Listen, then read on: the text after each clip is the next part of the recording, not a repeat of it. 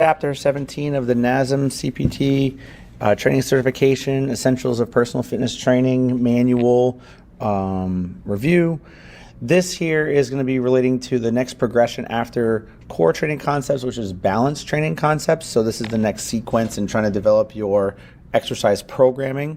All right, so we're going to go through all of the main objectives here for why balanced training, what's good for, and then at the end we'll go through some of the exercises that you can use for this that are related to the book that are typically found in the appendix and everything like that.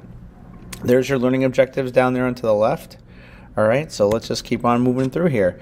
The best thing about balance is that, we have to think about two terms here: center of gravity and base of support. So basically it's understanding that if you keep your center of gravity within the base of support, you are more likely to be able to stay upright, balanced. You don't have to move very quickly, but the minute that you, just say you wanted to walk, the minute that you put your belly button in front of your base of support, that means you'll have to take a step forward because you're testing those limits of stability, as it says right there.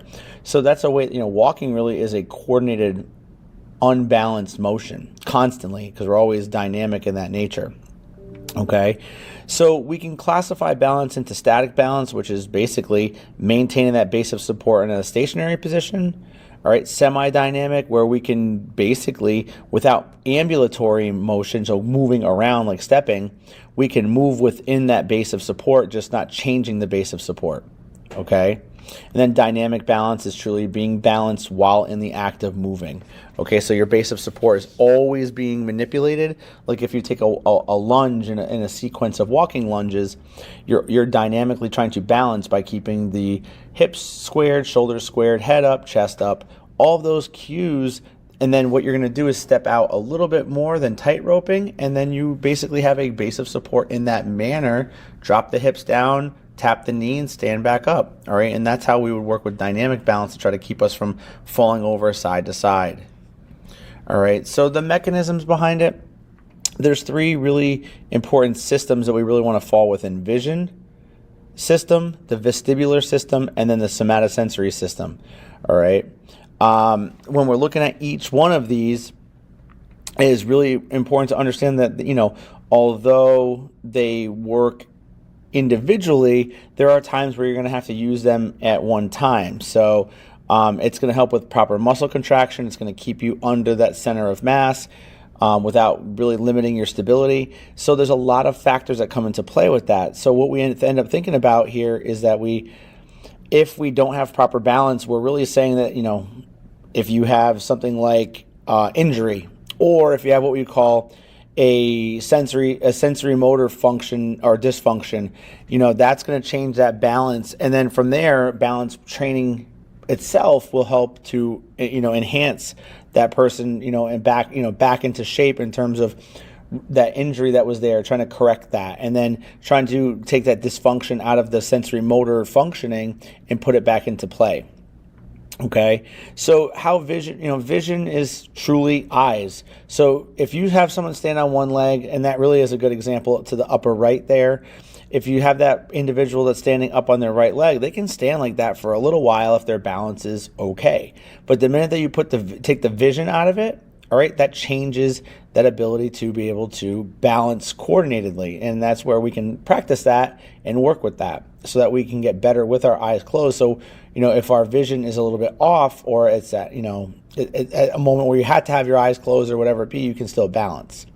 Now, light versus dark environment, that's also another challenge. All right, because you're losing that line of sight. Now, vestibular, on the other hand, that's typically that inner ear functioning. So if you turn your head side to side, if you're looking ahead while rotating your trunk left to right, all of those things can kind of scramble up that vestibular system. So the more balanced training we have, the more we put ourselves into these different formats, the better we can enhance that. And then same thing with the somatosensory, is that's basically saying we're changing the surface and basically the feelings of the skin to, the skin pressures, the muscle length pressures, the joint angle tensions, all of those things make a big difference. So if we take visual, vestibular, and somatosensory and we put them together, that truly will, form that balance marking. Okay, if one is a little bit more aggressive than the other, that manipulates how much balance you have. If they're all lacking, then it, and they're all kind of their own separate entity, then that can really affect what your balance is like. So, why balance train? What's the rationale behind it? Well, it does improve motor functioning for muscles, okay? Really important for those, especially for those people who had pre-existing injuries, especially things like knees or ankles, all right? It's also the ability to maintain that center of mass where it needs to be. So if you're the person who is engaging in this training, then you are able to maintain that within that base of support, that center of mass. Even if you had a pre-existing injury or you have a current injury, the more balanced training we provide you, it's not going to hurt you. It's only going to help you to recover, number one, but also, even if you are hurt, it will help you to be able to maintain. Okay. And then lastly, if we're adding balance training into like our resistance training protocols, understand that, the more balanced we are, the more potential we have to increase strength. Okay. Also understand on the bottom there, there's an improvement of balance after an injury. Balance has a direct carryover to being more agile or having more agility. Okay. It helps people with ADLs. That's also another one outside of the things that we had just talked about. So, with injury prevention, we're basically saying here that, athletes who, are programmed a balanced training style program that does help their resistance to injury. It's making them, more centered. It's keeping everything in alignment in terms of under conditions of strain.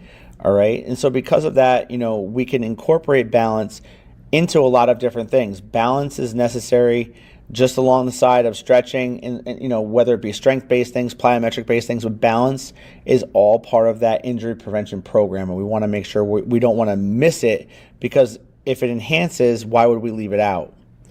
Okay. Landing mechanics can be improved. So like if you're doing any sort of plyometric-based training, like jump training, and you're working on landing mechanics, then understand that we are really taking into account that ability to diminish that chance of lower extremity injuries if we have proper balance, and it can improve our landing mechanics, takes away all that chance. Well, then those landing mechanics, and that also goes into other, change of directions, things like that, that can help diminish ACL injuries. Okay, and it can actually be very important for fall prevention in terms of older individuals. So very important for that injury prevention component.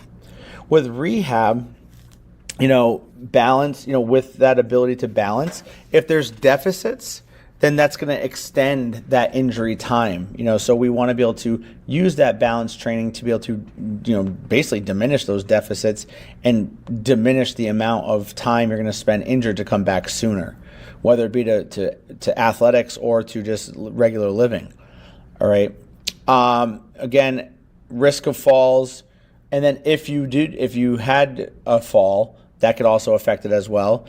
And then, like it says here, there's a term that is really, really cool, using perturbation. If you look at the fourth bullet point there, perturbation is basically, that's a style of balance training where what you're going to do is you're going to provide a stimulus. You're going to, it might be where you're using your hand to gently touch a person and provide that instability to them, that imbalanced nature, and what the person has to do. And you're not talking about pushing really hard, but you're just pushing enough that on an unstable surface, that person is able to maintain that balance without falling off. So if you had them on like a balance board or a wobble board, or you had them on a foam disc, or even a BOSU ball, as they start getting more advanced, all of those things come into play. So, you're using like a touching sensation to move them and to disrupt their balance, and then try to have them regain it in a certain situation. Okay. So, with proper training, okay, we're talking about challenging the threshold of a person's limit of stability. So we're basically going to challenge that center of gravity within that base of support, and we're going to challenge how well they can maintain it. Okay, we want to have what we call a proprioceptively enriched environment. We want to give them specifics like unstable surfaces. We want to give them different, equipment that will challenge that functioning. All right, but we also want to maintain proper technique. We want to give different speed levels. All of these things because we want max sensory input to then allow the central nervous system to become more improved, basically, at that point. And when it becomes more improved, it just fills in that void of, somebody that's going to be more prone to maybe topple over, or they're just going to be able to gain more strength if that's what they're looking for. So all of those things come into play. Okay, so balance training is one of those ways that, we can kind of say, okay, you don't need to just do strength training. Balance training can become really important for functional movement patterns, and it's really important for them to be challenged in that way because it will only improve, it will improve strength at that point. So guideline-wise, when we're going through everything, we want to think safe. We want to think of that progression from easy to hard, but follow those tasks, simple to complex, stable to unstable, static to dynamic, slow to fast, eyes open to eyes closed, known to unknown, and then single tasks to dual tasks.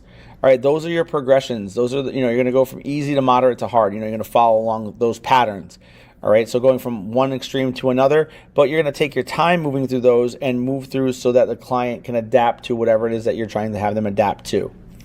Now, balance equipment wise, the proper progression there is floor to a balance beam to basically if you take a foam roller that you'd use self-myofascial release on, cut it in half, that would be your half foam roller. A foam pad, okay? Foam pads come in different shapes and sizes.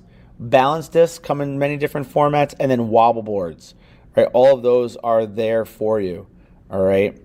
Planes of motion going from sagittals to the transverse, to frontal to transverse. And then for our lower body, we want to think about two-leg stable, okay? So wide stance to a narrow stance, then to a tandem stance, single leg stable, then move to a two-leg unstable, and then finish it off with single leg unstable. And that's your proper progression for that as well. And then lastly, that perturbation we talked about, mild to moderate. Okay, we want to move from mild to moderate. We want to go from a gentle, directional push to gentle pushes in multiple directions. So moderate, although we're not talking about pushing very hard, we're talking about multi-dimensional to provide, or multi-directional to provide that multi-dimensional support in all three planes of motion. So therefore, what are we going to end up doing here? We're going to end up moving through and progressing them so that the surfaces are on point, the visual conditions are there, and our body positions or movements are always there. All right, and we're going to progress and regress them accordingly to how they're doing. Because if they can't handle a certain step up, like if they're advancing into something, then we want to challenge them in a different way on that level below, but keep working with them until they can progress to that next one. We don't want to move them up if they don't need to be. All right. Surfaces will change that difficulty. So, going from one extreme to another, so a half foam roller to a foam pad might be a big transition for them, but they have to become accustomed to it. The good thing is they're all low to the ground, so it would provide less of an injury risk. Okay. But make sure that we're only changing one variable at a time. Don't give somebody a step up in a surface change, but also give them higher levels of perturbation. That wouldn't make sense because it's too much of a stimulus overload. Okay, so it's one change at a time, no matter what these changes are. So if they went from two-leg stable to single-leg stable, have them work within single-leg stable, but understand that, they need to be able to go from, you don't want to change the dynamic of it by giving a different piece of equipment or the like. Okay. So there's your progressions. We'll talk about each of these. So tandem stances to single leg balance, balance reach, internal, external rotation, lifts and chops, and so on. All right, these are the ones that we're going to go through in a couple of minutes here so that we can see what each one of these is like. But that's your list of your progressions from your first one. Now, again, each one has its own specific way of doing it, so you have to make sure you practice them to understand which is doing what and in what direction. So balance training number 2, again, getting more dynamic with that fuller range of motion, dynamic, eccentric, concentric, whereas this is more entry level, more static. All right, single leg squat touchdowns, single leg Romanian deadlifts, multi-planar step ups to balance or lunge to balance. And then the third one is going to be more of that deceleration, All right, so it's going to be a little bit more progressed to control you in that, to go from a dynamic state to a stationary controlled position at the end so that you could feel what it's like to decelerate the body. Okay, and then just like everything else, we've worked within the five kinetic chain checkpoints, looking for that head, the shoulders, the lumbopelvic hip complex, the knees, and the foot and ankle all to be in the correct positioning there. Okay, so the feet pointing straight ahead, the knees in line with the second and third toe, the hips, they want to be level and in neutral position. We don't want one more elevated than the other. Shoulders want to be neutral, and then that cervical spine is neutral. They say chin tucked, but you don't want to think about putting your chin all the way to your chest. That's a little aggressive on that cervical spine. So just understand chin tuck is just that neutral spine position. The chin's a little bit lower than you might think. Okay? So with that, let's kind of go over to the balance exercise components here. All right? So that tandem stance really is a static position where you're just standing one foot behind the next. Okay? Now, if a person really is struggling with all of this, then what you might want to think about doing is having them have something they can hold on to so that if they need to put those hands down, they can put them down in any way. If you feel like it's someone who's more controlled, we don't really need that at that point. Okay? Moving through, we're going to go through that single leg balance, which is legitimately 1 foot balance, but look, even hips, even shoulders, head forward. Single leg balance to reach, what we're talking about is being multi-planar with this one. You can, reach out the leg to the side in that frontal plane, forward in the sagittal plane, and then rotate that, from basically that forward facing position right out in front of you to wrap it around to the side so that we're rotating in the transverse plane. Moving on to our single leg hip rotations. Or you can see here that this person is rotating, so a little bit more external rotation, and then you'll go back to center, which would be internal rotation. Single leg lift and chops, so we're going to actually be on that one leg, rotating through, okay? Rotating through, I'll kind of diminish this a little bit so you can see it a little bit more fully, but going from that low to that high position, okay? Moving from that high to low, but you're not moving the leg at all. You're staying in that stable one leg position. So single leg arm and leg motion, this is going to be where now we're working on that dynamic but stable, okay, that second set of progression. So basically you're almost doing like a single leg bird dog in some sort of way because you're moving opposite arm, opposite leg.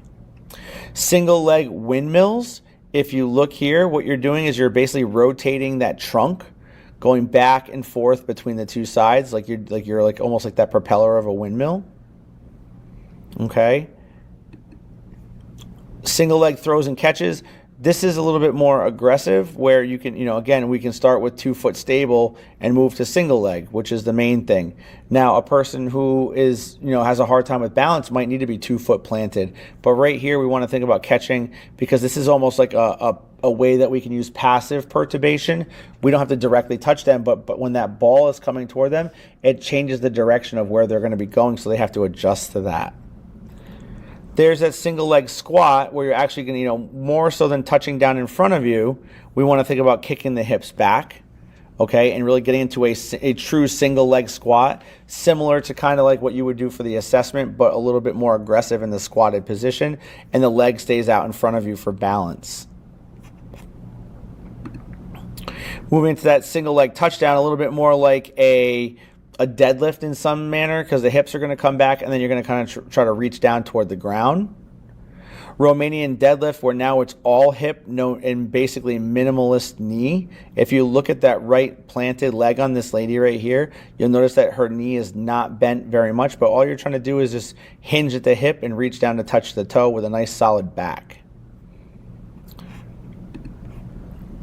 Multi-planar step up to balance. So what you're going to, although you're starting with 2 feet, the whole advent here is that when you step up and press into the box, you're going to lift that leg. But at the end, what you want to do is hold that end range of motion to get that balance effect. That's where the stimulus comes from that.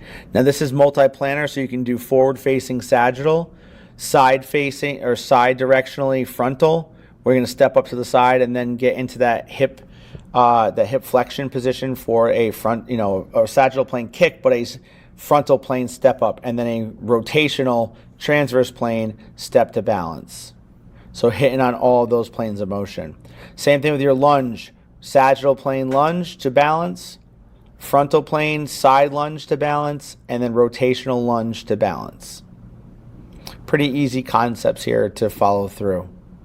Now, multi-planar hops, if you notice, all she's doing here, she's hopping off that left leg. She's going to plant that right leg and land, but then she's going to stabilize at the end. Again, you can do this in the sagittal, which is here, frontal plane, which we're going to go from side to side, okay?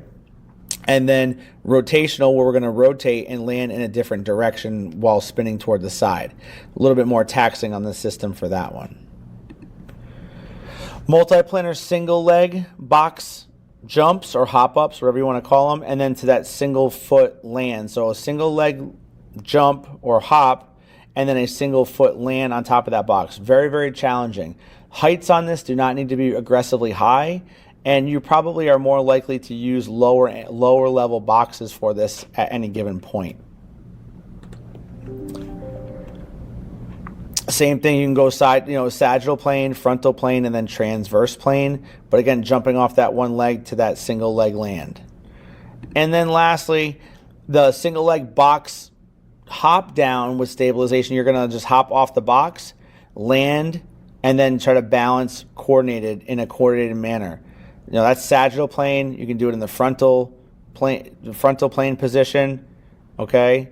Where you're going to be doing it to the side. They kind of messed up on that center box here, but this guy is going to land, he's going to come down off of and then land on that frontal plane, so coming off the side here. And then lastly, that transverse plane, start, hop down with that rotation, land on that single foot. So again, more taxing on the system there. So those are all of the exercises that come with our balance training. So you can progress these in any way you want to. You could do it to the point where maybe you're not doing a box. You could be doing, this is called a single leg box hop down. You could do a single leg box, single leg hop over a hurdle to land. You can do it in any way that you feel sees fit. Okay, and that's going to be highly appropriate for each person, and it's going to vary on each person. So again, making sure that these landmarks come into play, and we really focus in on what are the main components of that balance training for each of the individuals we're going to be doing. Try to avoid giving the same things and be more consistent in that manner, where we're not giving cookie cutter approaches, but we're starting to give very individualized plans so that everybody understands what they need. So Chapter 17, not very long, very important to put into your programming. It's very important for everybody, no matter who you are and what you're doing. So again, thanks for listening. Chapter 18 is going to come up next, and I believe we're looking at plyometric base or reactive base for that one. So hope to see you soon. Keep on watching and keep on enjoying these videos. Take care.